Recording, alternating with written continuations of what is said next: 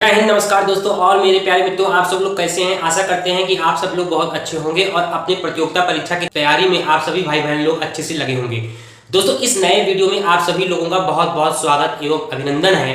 दोस्तों, इस वीडियो में हम लोग अधिगम के स्थानांतरण के संदर्भ में बातें जानेंगे कि अधिगम का स्थानांतरण किस किस परिप्रेक्ष्य में होता है। अधिगम प्रशिक्षण के स्थानांतरण सिद्धांत को समझेंगे। हम लोग अधिगम के सिद्धांत पढ़ लिए थे कि कौन से मनोवैज्ञानिक ने अधिगम के कौन से सिद्धांत अपने मनोविज्ञान में बताए हैं। आज का यह वीडियो दोस्तों अधिगम प्रशिक्षण के स्थानांतरण के सिद्धांत पर आधारित होने वाला है।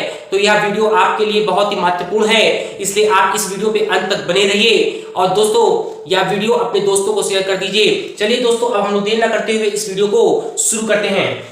अगर हमसे पूछा जाए कि अधिगम स्थानांतरण का सबसे पुराना सिद्धांत कौन सा है, तो दोस्तों मानसिक अनुशासन अथवा औपचारिक अनुशासन का सिद्धांत यह अधिगम स्थानांतरण का सबसे पुराना सिद्धांत है।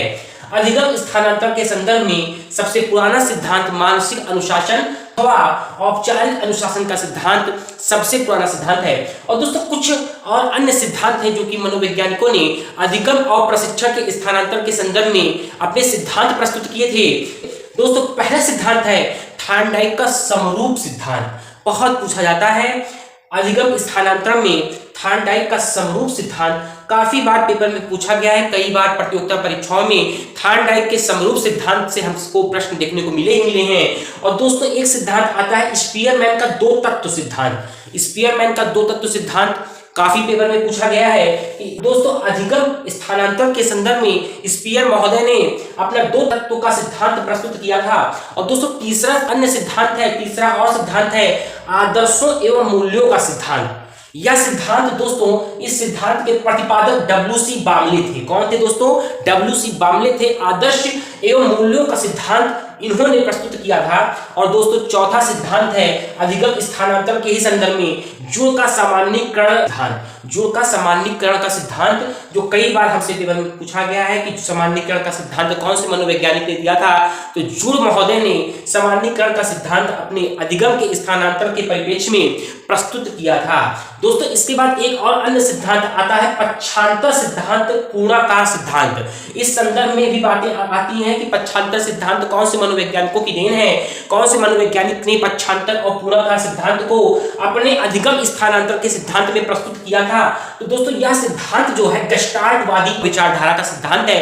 गेस्टाल्टवादी विचारधारा का सिद्धांत है। इसके अनुसार एक परिस्थिति से दूसरी परिस्थिति में सीखे गए कौशल का अंतरण का आधार पक्षांतर होता है।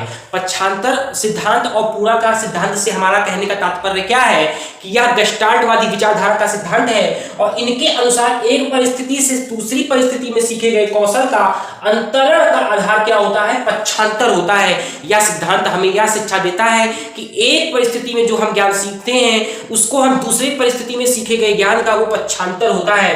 दोस्तों अधिगम स्थानांतरण और अंतरण के प्रकार किस प्रकार से होते हैं?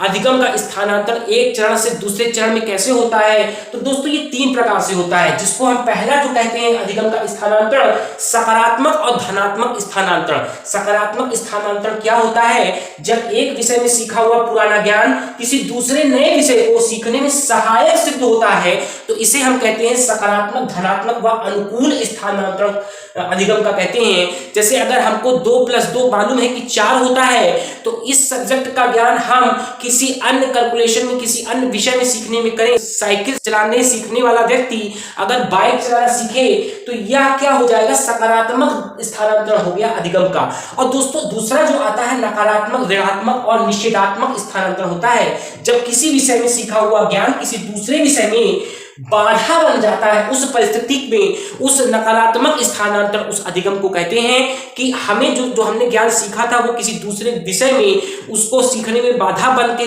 उभर रहा है तो इस स्थानांतरण को नकारात्मक, ऋणात्मक और निषेधात्मक स्थानांतरण अधिगम के परिप्रेक्ष्य में कहा जाता है। और दोस्तों तीसरा अधिगम का स्थानांतरण है शून्य स्थानांतरण। अधिगम का शून्य स्थानांतरण कई बार प्रश्नों में हमसे पूछा है, कई बार प्रतियोगिता परीक्षाओं के प्रश्नों में शून्य स्थानांतरण से प्रश्न मिले हैं। जब किसी विषय में सीखा हुआ ज्ञान किसी दूसरे विषय में ना तो सहायक सिद्ध होता है और ना ही बाधक होता है, उस परिस्थिति में उस अधिगम के स्थानांतरण को शून्य स्थानांतरण कहा जाता है।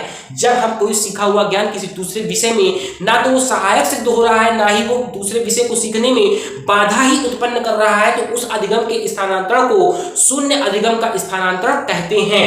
दोस्तों, अधिगम में पठार देखने को मिलते हैं। जो बच्चे में अधिगम नहीं कर पाते बच्चे, तो वो किन कारणों से नहीं कर पाते, उन्हें क्यों अधिगम नहीं कर, पढ़ने का मन नहीं करता, क्यों उन्हें शिक्षा लेने का मन नहीं करता, ये 4 निम्न कारण हैं जो बच्चों में उत्पन्न होते हैं। विषय रुचि का अभाव होता है, बच्चे उस विषय को पढ़ना नहीं चाहते, उन्हें उस विषय में पढ़ने में रुचि नहीं है। और दूसरा है थकान रहती है, मानसिक अस्वस्थता की भी वजह से बच्चे अधिगम में सहपाठी नहीं बन पाते। सीखने की अनुचित विधि होती है, जो जिस माध्यम से बच्चा सीख रहा है उसे वह सीखने में असुविधा हो रही है, इस वजह से भी बच्चे सीखने में अधिगम नहीं कर पाते हैं। व्यवधान व प्रेरणा का अभाव होता है, जो वातावरणीय उनके कारक हैं कि उनको वो प्रेरणा नहीं मिल पा रही है पढ़ने के संदर्भ में। इन सभी कारणों से बच्चे अधिगम में पठार का अनुभव करते हैं। तो दोस्तों, यह वीडियो आपका अधिगम स्थानांतरण एवं प्रशिक्षण के संदर्भ पर आधारित था। अगर यह वीडियो आपको अच्छा लगा हो तो अपने दोस्तों को शेयर करके इस चैनल को सब्सक्राइब कर दीजिए, क्योंकि मैं प्रतियोगिता परीक्षाओं से ही संबंधित वीडियो अपने इस चैनल पे लाता ही रहता हूँ। वीडियो पे अंत तक बने रहने के लिए बहुत बहुत धन्यवाद। आपका दिन शुभ हो। जय हिंद, वंदे मातरम।